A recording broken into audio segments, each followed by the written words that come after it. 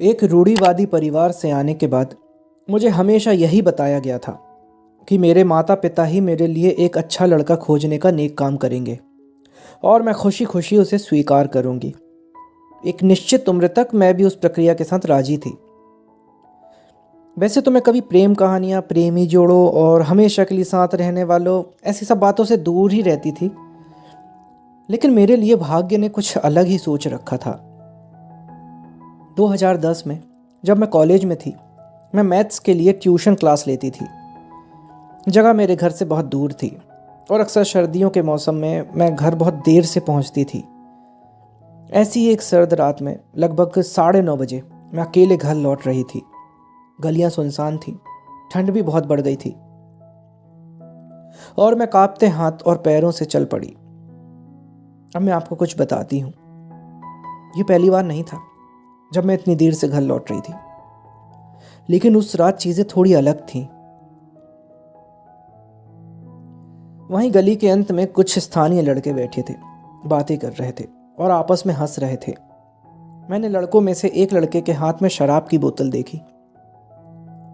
वे थोड़े नशे में थे और तेज आवाज में बातें कर रहे थे। मुझे डर लग रहा था। मैं झट से बस स्टॉप की ओर चल पड़ी। प्रार्थना की, उम्मीद की कि उन्होंने मुझ पर ध्यान नहीं दिया हो और कहीं ऐसा ना हो कि कुछ गलत सोच उनके दिमाग में आ गई हो। मैं नीचे देखते हुए अंदर ही अंदर ये सब सोच रही थी कि कृपया भगवान जल्दी से ये सब खत्म हो जाए, मैं किसी भी तरह से घर पहुंच जाऊं। तभी मेरी भगवान ने सुन ली और मेरी इच्छा पूरी हुई।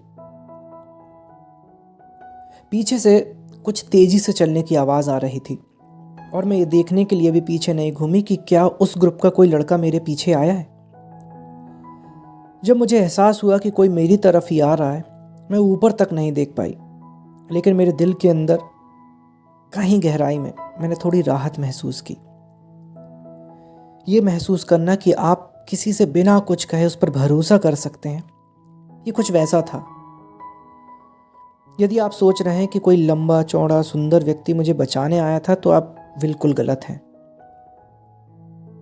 वो बस स्टॉप ही था जहां मैंने सबसे पहले अपने आने वाले कल को देखा था।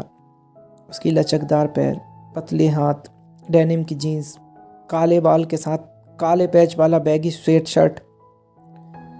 वो देखने में सॉफ्ट लग रहा था, शायद मुझसे कुछ इंच लंबा था और उसकी आवाज मुश्किल से सुनने योग्य थी। लेकिन मुझे लगता है कि अपूर्णता वो है जो किसी व्यक्ति को अधिक वास्तविक बनाती है। मुझे उनके लुक की कोई परवाह ही नहीं थी। उसने जो किया था, भले ही वो बहुत बुनियादी हो, लेकिन वो बहुत साहसी था। रास्ते में जा रहे एक अजनबी की मदद की, वो भी बदले में बिना किसी उम्मीद के। वैसे भी ये सब अब कौन ही करता है। बस स्टॉप पर उन 10 मिनटों में हम आपस में बातचीत करने में सक्षम हुए। हमारे नाम और हम कहाँ रहते हैं, ये सब बातें हुई। भगवान का शुक्र है फेसबुक उन दिनों में मौजूद था।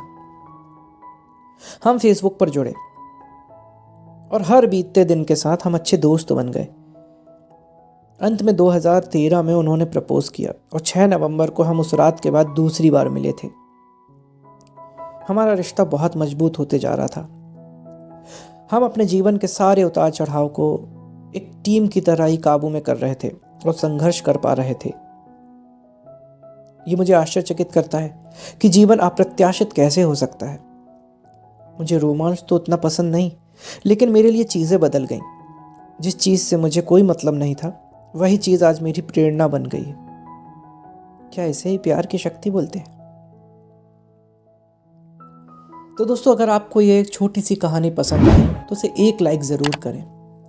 आपका एक लाइक हमें प्रोत्साहित करता है आगे भी ऐसी और अच्छी कहानियां लाने के लिए। और सब्सक्राइब करें अपने इस चैनल को, ताकि मेरी हर कहानी सबसे पहले आप तक पहुंचे। Thank you.